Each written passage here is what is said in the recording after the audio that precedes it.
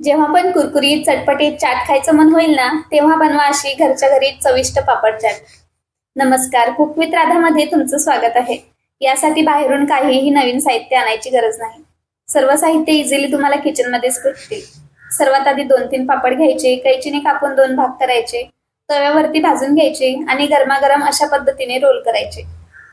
हाताला थोडे चटके लागतील, पण टेस्टी चाट खायची असेल तर करावं तर लागेलच.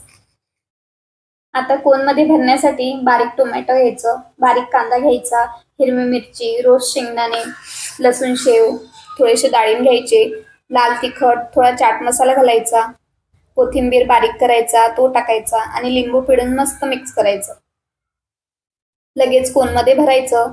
बघा तयार आहे राधाने बनवलेली होममेड चटपटीत पापड चाट. तर मग रेसिपी आवडल्यास लाईक करा, सबस्क्राईब करा. थँक्यू.